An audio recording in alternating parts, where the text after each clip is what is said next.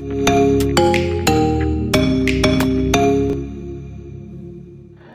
आज हम बात करेंगे भारत पर होने वाले विदेशी आक्रमणों के बारे में। और जो पूर्व मध्यकाल में अरब और तुर्कों ने जो भारत पर आक्रमण किए या जो मुस्लिम आक्रमण किए उनके बारे में हम जानेंगे। लेकिन ऐसा बिल्कुल भी नहीं है कि हम यूं कहें कि क्या मुस्लिम भारत पर पहले विदेशी आक्रांता थे जिन्होंने अटैक किया, भारत को इन्वेड करने की कोशिश की, तो ऐसा भी नहीं है। प्राचीन काल में समय समय पर हमें बहुत सारी जातियों के बारे में ये जानकारी मिलती है कि वो भारत पर आक्रमण करते रहे। इनमें हम यूं कहें कि भारत पर आक्रमण करने वाली पहली विदेशी जाति कौन सी थी, तो ये थी हखामनी वंश। ये भारत पर पहला विदेशी आक्रमण माना जाता है कि 6 सेंचुरी बीसी में ये आक्रमण हुआ था, 6ठी शताब्दी ईसा पूर्व में, और ये हखामनी वंश के साइरस ने किया था। हालांकि ये आक्रमण सफल नहीं हो पाया था और साइरस को यहां पर हार का सामना तो नहीं करना पड़ा, लेकिन साइरस यहां पर जो भारतीय क्षेत्र से थे उन्हें विजित नहीं कर पाया। लेकिन इसके बाद में साइरस का जो उत्तराधिकारी था डेरियस, जिसे भारतीय इतिहास में दारा प्रथम के नाम से जाना जाता है, डेरियस फर्स्ट ने 516 बीसी में भारत पर एक जबरदस्त अटैक किया और उसने सिंध और पंजाब के कुछ क्षेत्रों को जीतकर अपने साम्राज्य का भाग बना लिया था। इवन कहते हैं कि कुछ समय के बाद में वो रिलीज तो कर दिए गए क्षेत्र, लेकिन उनसे डेरियस लगभग 316 टैलेंट गोल्ड पर ईयर वसूल किया करता था राजस्व के रूप में, रेवेन्यू के रूप में। इसके बाद भी आप देखना कि इसके बाद में ग्रीक अटैक होता है अलेक्जेंडर का। ये हमने देखा है कि पोरस पर आक्रमण हुआ था सिकंदर का, मैसेडोनिया का था सिकंदर। इसके बाद बहुत सारी विदेशी जातियां, इंडो ग्रीक ने भारत पर अटैक किया, शक थे, कुषाण थे, व्हाइट हूण थे, सफेद हूण जो थे, जो मध्य एशिया से आए थे, इन्होंने भी भारत पर अटैक किया। तो प्राचीन काल में समय समय पर भारत पर बहुत सी विदेशी जातियों ने आक्रमण किए। लेकिन मुस्लिम आक्रमणों के इतिहास में जाएं हम, तो एक्चुअली मुस्लिम धर्म का जो ओरिजिनेशन है, जो ओरिजिन हुआ है, वो खुद ही 6 सेंचुरी एडी के आसपास हुआ है। पैगंबर साहब इस धर्म को लेकर आए और वहीं से भारत पर इस्लाम के आगमन की भी हमें जानकारी मिलने लगती है। लेकिन बहुत सारे इतिहासकार ये मानते हैं कि जो इस्लाम का आगमन हुआ है भारत में, वो आक्रमणकारियों के रूप में नहीं हुआ, वो सिंध में नहीं हुआ। तो ये भारत में इस्लाम का आगमन कहां से होता है, तो ये होता है मालाबार तट पर। ये केरल में जो मालाबार तट था उसमें सबसे पहले मुस्लिम लोग व्यापार करने के लिए आए, मुस्लिम व्यापारी, और मुस्लिम वाणिज्यिक गतिविधियों की भी हमें जानकारी मिलती है। तो इस्लाम का आगमन भारत में मुस्लिम व्यापारियों के रूप में हुआ है, ना कि मुस्लिम आक्रांताओं के रूप में। और ऐसा भी बिल्कुल नहीं है कि मोहम्मद बिन कासिम का आक्रमण, जिसके बारे में हम अभी बात करने वाले हैं, वो भारत पर पहला मुस्लिम आक्रमण था। उसके पहले 636 एडी में हमें यह जानकारी मिलती है कि जब खलीफा उमर हुआ करते थे, तो उमर के समय में भारत पर पहला मुस्लिम आक्रमण हुआ था मुंबई के पास में जो ठाणे है, ठाणे बंदरगाह पर। हालांकि यह आक्रमण विफल हो गया था, मुस्लिम आक्रमणकारियों को इसमें कोई सफलता नहीं मिली थी और वो ठाणे को जीत नहीं सके थे। लेकिन भारत में सफल मुस्लिम आक्रमण की शुरुआत होती है, ये सिंध क्षेत्र से होती है। ये वाला जो क्षेत्र है, और ये आक्रमण माना जाता है मोहम्मद बिन कासिम का। यह आक्रमण क्यों हुआ था उसके बारे में हम बाद में बात करते हैं, लेकिन पहले यह देखते हैं कि मुस्लिम आक्रमणों का क्रम क्या है। तो भारत में आक्रमण करने वाले पहले मुस्लिम आक्रमणकारी अरेबिक थे, यह ध्यान रखना, ये तुर्क नहीं थे। ये कहां से हुआ है, अरब से हुआ है, जबकि दूसरे आक्रमणकारी तुर्क थे। तो अरेबिक इन्वेजन में हम बेसिकली जो पढ़ते हैं वो मोहम्मद बिन कासिम के बारे में पढ़ते हैं, जबकि जो तुर्क अटैक हुआ है, जो तुर्क इन्वेजन हुआ है, उसमें बेसिकली हम महमूद ऑफ गजनी के बारे में पढ़ते हैं और मोहम्मद ऑफ गुरिद के बारे में पढ़ते हैं, मतलब महमूद गजनबी और मोहम्मद गौरी। ठीक है, ये तुर्क आक्रमण थे और इन आक्रमणों को एक्चुअली हम भारत में इस्लामिक सत्ता की स्थापना से जोड़ते हैं। अरब आक्रमण का कोई खास प्रभाव हमें भारत में नजर नहीं आता है। बहुत सारे इतिहासकार इस बारे में बात करते हैं, देखते हैं अभी। पर यहां पर पहले हम ये समझने की कोशिश करते हैं कि ये आक्रमण क्या था, ये खलीफा क्या होते थे। एक्चुअली क्या था कि पैगंबर साहब के बाद में इस्लाम के जो प्रमुख हुए हैं, जिन्हें जो डिवाइन थ्योरी के अंदर, मतलब जो देवत्व सिद्धांत होता है उसके अंदर खुदा या अल्लाह का प्रतिनिधि माना गया, तो वो खलीफा कहे गए। और इस्लामिक जगत में मूल रूप से यदि ऑथराइज हम कहें तो 4 खलीफा हुए हैं।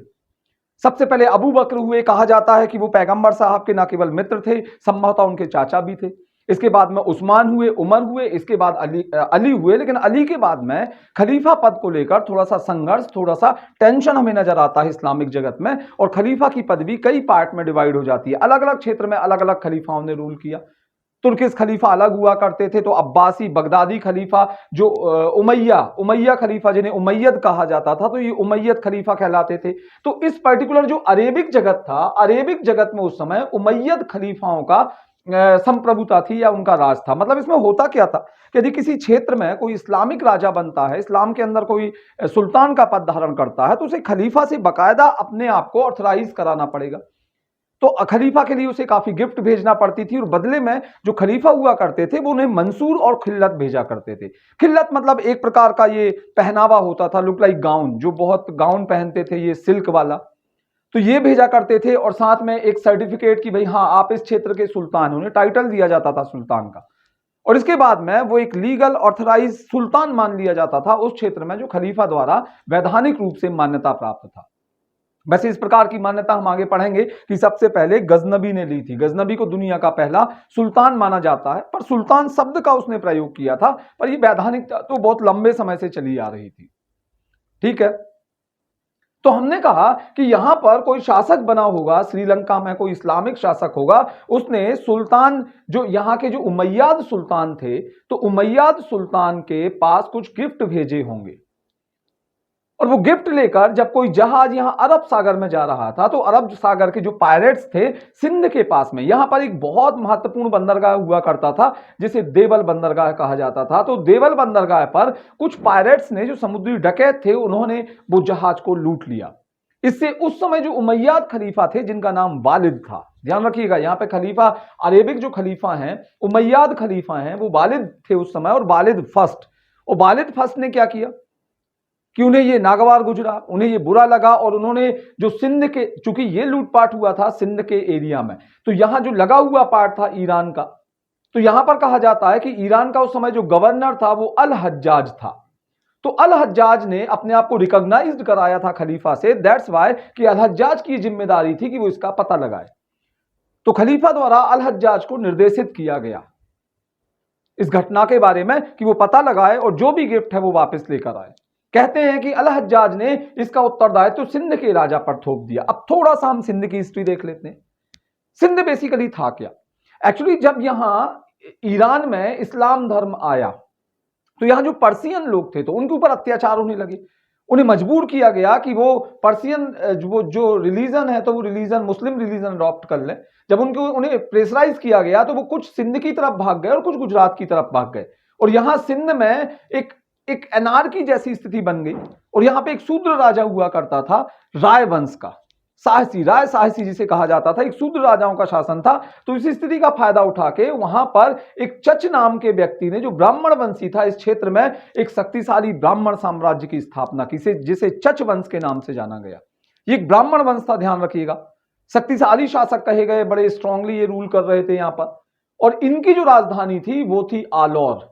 आलौर जो रावर नदी के किनारे पर थी, एक नदी बहती थी यहां पर रावर, तो ये रावर नदी के किनारे पर आलौर इनकी राजधानी हुआ करती थी। यहां आलौर है और यहां नीचे देवल है, देवल के यहां पर थट्टा आ जाएगा, और थट्टा उस समय बड़ा प्रमुख व्यापारिक केंद्र हुआ करता था।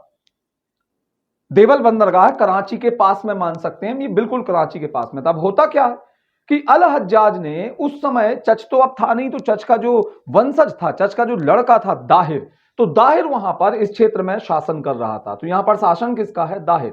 तो दाहिर के ऊपर ये जिम्मेदारी डाली कि ये सीधा आरोप लगाया गया कि या तो ये लूट दाहिर के निर्देश पर हुई है, और यदि नहीं हुई है तो दाहिर को इसका हर्जाना भरना पड़ेगा, कंपनसेशन देना पड़ेगा।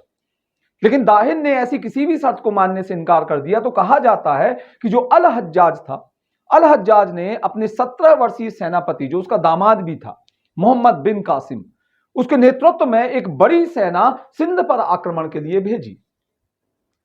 मकरान से होती हुई यह सेना सबसे पहले पहुंची देवल बंदरगाह पर। इन्होंने देवल बंदरगाह पर अटैक किया और कुछ समय के लिए देवल पर अधिकार कर लिया। और ध्यान रखिएगा, यह देवल वो जगह थी जहां पर मोहम्मद बिन कासिम ने सबसे पहले जजिया कर को इंपोज किया था।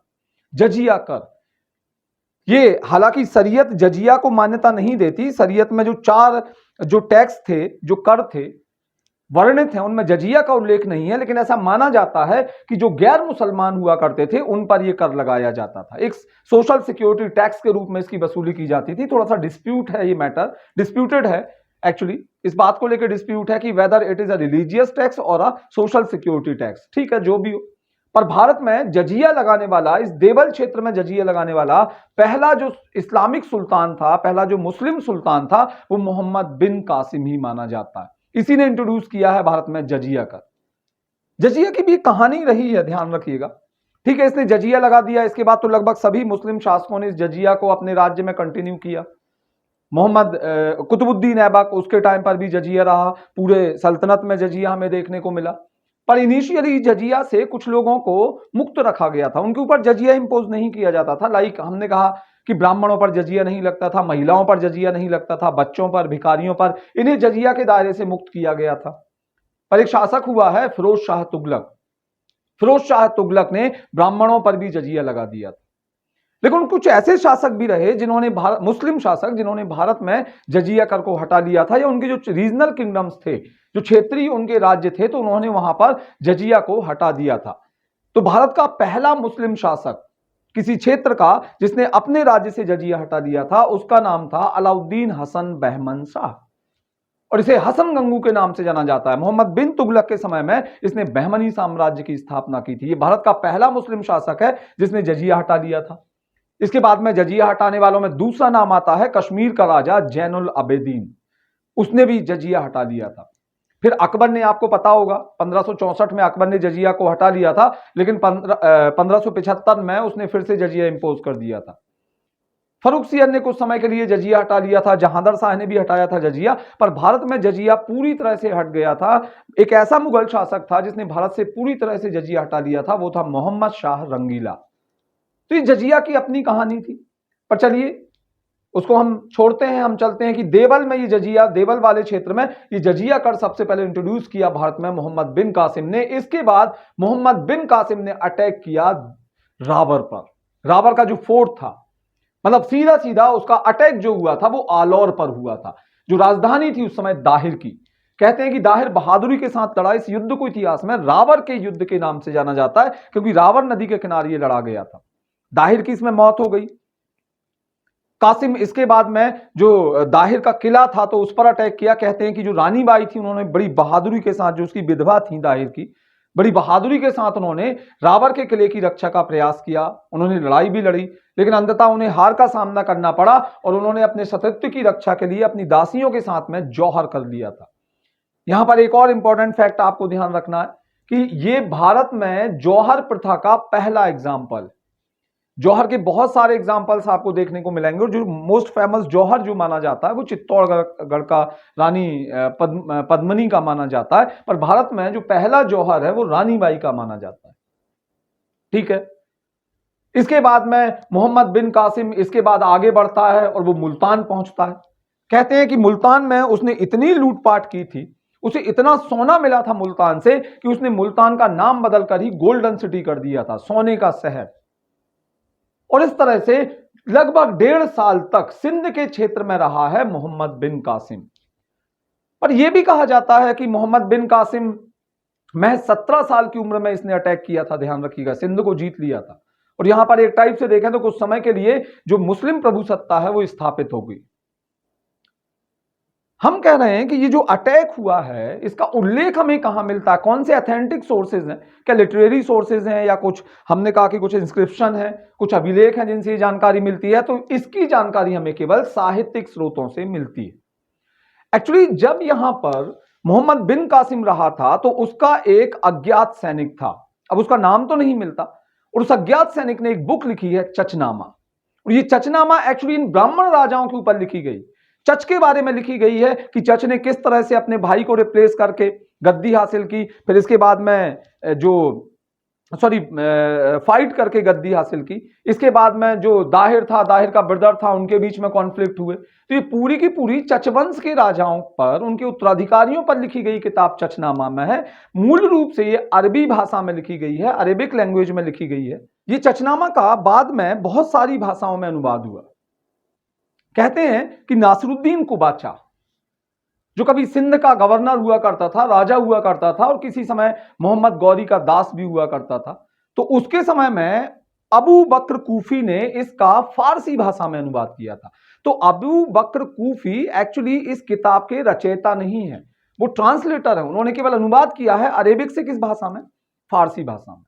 फिर एक अली अहमद थे, तो कहा जाता है कि अली अहमद ने इसे चचनामा सिंध की रचना की, और इसे चचनामा को फतेहनामा के नाम से भी जाना जाता है। ये भी आपको ध्यान रखना है, कहीं कहीं फतेहनामा नाम मिल जाता है, पर एक्चुअली इन्होंने सिंधी भाषा में उसे ट्रांसलेट किया था। तो ये किताब कई भाषाओं में ट्रांसलेट हुई है, लेकिन अरेबिक भाषा में मूल रूप से इसे किसने लिखा है इसके बारे में ज्यादा जानकारी नहीं है। केवल इतना बताया जाता है कि जो कासिम है उसके किसी सैनिक ने लिखी थी, अज्ञात सैनिक ने। एक और किताब है काफी समय के बाद लिखी गई, ये किताब उल फुतुह अल बल्दान। ये जो बुक है, ये किताब उल फुतुह अल बल्दान जो किताब थी, इसमें भी जो अरेबिक अटैक है इसके बारे में हमें जानकारी मिलती है, और ये बिला दूरी की किताब है। हालांकि ये एग्जाम्स में बहुत कम पूछा जाता है। किताब उल फुतुह अल बल्दान, ये बिला दूरी की किताब, ये भी एक सोर्स है, पर एथेंटिक सोर्स तो हम किसे मानते हैं? केवल मानते हैं चचनामा को। ठीक है, अब हम कहें कि भाई कासिम का क्या हुआ? कहा जाता है कि जो दाहिर की जो पुत्रियां थी, सूरिया और परमाल, उन्हें खलीफा वालिद के पास भेज दिया गया था, और खलीफा वालिद को उन्होंने शिकायत की थी मोहम्मद बिन कासिम की। और कहते हैं वालिद इतना नाराज हो गया कासिम से कि कासिम को एक बैल की चमड़ी में लपेटकर, बैल की चमड़ी में उसे लपेट दिया गया था, और उसे इसी दौरान यात्रा करनी थी, मतलब एक लेदर के अंदर उसे आना था खलीफा के पास में। और कहते हैं कि दम घुटने के कारण उसकी मृत्यु हो गई थी। तो बड़ा दर्दनाक अंत होता है मोहम्मद बिन कासिम का। लेकिन बाद में जब खलीफा को यह पता चलता है कि जो दाहिर की पुत्रियां थी उन्होंने झूठी शिकायत की थी कासिम की, तो उसने बाद में दोनों पुत्रियों को दीवार में चुनवा भी दिया था। तो ये थोड़ी सी हिस्ट्री है, कहानियां हैं जो मिलती चली जाती हैं, जनरली पूछे नहीं जाते। थोड़ा सा हम ये बात करें कि इस अरब आक्रमण का भारत पर क्या प्रभाव पड़ा। तो इस अरब आक्रमण को भारत पर यदि राजनीतिक दृष्टि से देखें तो कुछ खास महत्व नजर नहीं आता, कोई खास प्रभाव नजर नहीं आता है। जितने भी इतिहासकार हुए हैं, लेनपूल काफी लिखा है, लेनपूल एक ब्रिटिश इतिहासकार है, वो कहते हैं कि ये एक्चुअली अरब जो विजय है वो भारत में परिणाम शून्य घटना है, ये नल एंड वाइड इंपैक्ट डाल रही है भारत के किसी राजनीतिक सिनेरियो पर।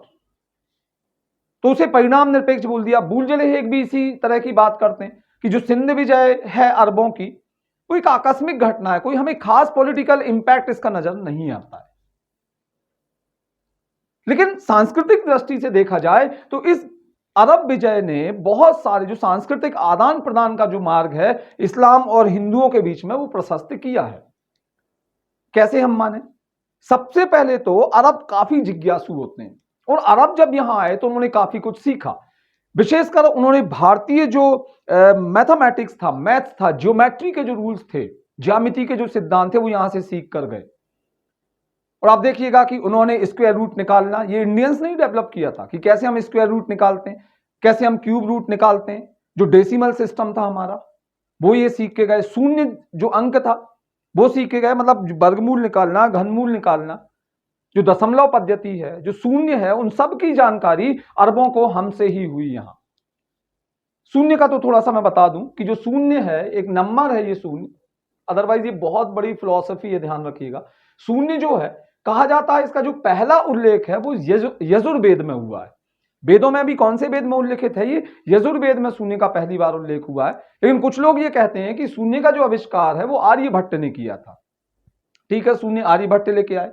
एक बहुत बड़ी फिलॉसफी है बुद्धिज्म के अंदर शून्यवाद, और ये नागार्जुन ने प्रतिपादित की है। पर मध्य प्रदेश में ग्वालियर में एक अभिलेख है, एक मंदिर है एक्चुअली ग्वालियर में कच्छप घात राजाओं ने शासन किया, और कच्छप घात राजाओं में एक महिपाल नाम का राजा हुआ। उसने ग्वालियर में सास बहू के एक मंदिर का निर्माण कराया है। ये सास बहू मंदिर एक्चुअली सहस्त्र बाहु मंदिर है। उसे यदि आप देखो तो वो सहस्त्र बाहु मंदिर कहलाता है, सास बहू का मंदिर।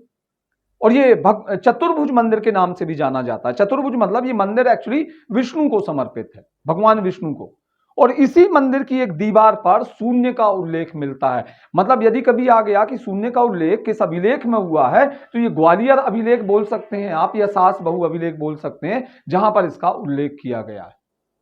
ठीक है, और क्या प्रभाव आपको अरबों का देखने को मिलेगा? मैंने आपको बताया कि अरबों का ज्योतिष और खगोल शास्त्र में बहुत ज्यादा इंटरेस्ट रहा है शुरू से, और वो बड़े जिज्ञासु प्रवृत्ति के रहे हैं, वो हर चीज को जानना चाहते थे। वो जब यहां पर आए तो वो दो किताबों से काफी प्रभावित हुए थे। एक ब्रह्म सिद्धांत किताब, ये गुप्त काल में ब्रह्मगुप्त द्वारा लिखी गई थी। इस किताब की एक विशेषता है कि इस किताब में सबसे पहले लॉ ऑफ ग्रेविटी के बारे में बताया गया है। जो लॉ ऑफ ग्रेविटी है, गुरुत्वाकर्षण का जो सिद्धांत है कि पृथ्वी दूसरी बॉडीज को अपनी तरफ अट्रैक्ट करती है, तो यह सिद्धांत इस किताब में दिया गया है, ब्रह्म सिद्धांत। और एक गहरवाल शासक रहा है जयचंद। तो जयचंद के दरबार में एक श्रीहर्ष नाम का कवि रहा करता था, उसने भी एक किताब लिखी थी, खंडन खंड खाद्यक। तो ये दो किताबें जो थी, ये अरब लोग अपने साथ ले गए थे। और कहा जाता है कि बाद में अल जाफरी, एक अल जाफरी हुए हैं और एक इब्राहिम पिंजारी। तो इब्राहिम पिंजारी और अल जाफरी ने इन किताबों का अरेबिक भाषा में ट्रांसलेशन भी किया था।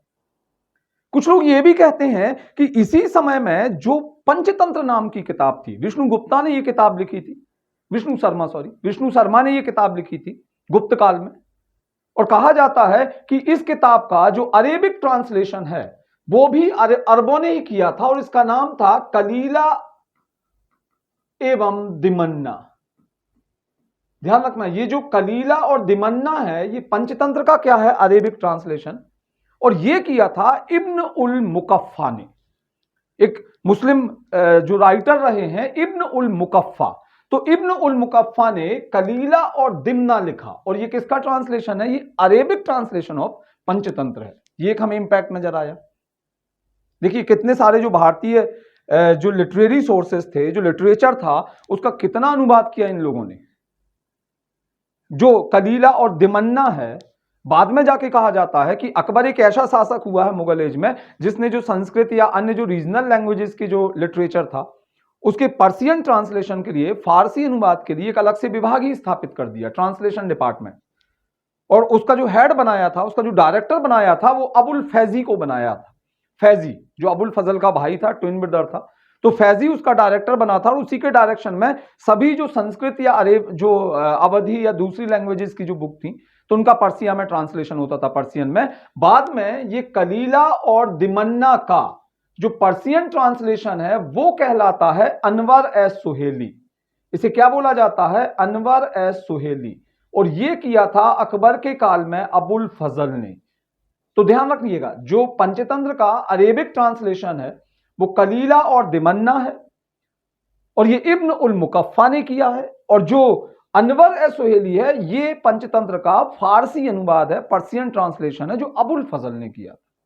ठीक है, और क्या देखने को मिलेगा हमें, इन्होंने एक नई मुद्रा इंट्रोड्यूस की भारत में, और जिसे दिरहम कहा गया। स्पेशली ये सिंध और पंजाब वाला क्षेत्र था, तो वहां ये दिरहम मुद्रा चलती थी। एक और बड़ी चीज आप मोहम्मद बिन कासिम के आक्रमण से जुड़ी हुई समझना कि इन लोगों ने सिंध विजय के उपलक्ष्य में सिंधु नदी पर एक महफूजा नाम का शहर बसाया था। तो ये महफूजा शहर की स्थापना जो है, ये सिंध विजय का प्रतीक मानी गई। ठीक है, ये लोग, ये भी कहा जाता है कि भारत में दो म्यूजिकल इंस्ट्रूमेंट हैं, एक रबाब होता है, एक म्यूजिकल इंस्ट्रूमेंट है, और एक सारंगी। तो कुछ लोग ये मानते हैं कि अरब अपने साथ रबाब और सारंगी लेकर आए थे। हालांकि जो सारंगी है, सारंगी के बारे में बोला जाता है कि ये इंडो इस्लामिक इंस्ट्रूमेंट है, म्यूजिकल इंस्ट्रूमेंट है, ये इंडो इस्लामिक, इसे इस्लामिक इंस्ट्रूमेंट नहीं माना जाता। ठीक है, थोड़ा सा ये इंस्ट्रूमेंट भी देख लीजिए। बहुत सारे, जैसे हमने कहा कि इंडो इस्लामिक का मतलब ये है कि कोई म्यूजिकल इंस्ट्रूमेंट है जो इस्लामिक है, और कुछ हमारा इंडियन है, उसे थोड़ा सा मॉडिफाई करके आपने, या दो म्यूजिकल इंस्ट्रूमेंट को मिला के एक आपने कोई वाद्य यंत्र बना दिया, तो वो इंडो इस्लामिक कहलाएगा।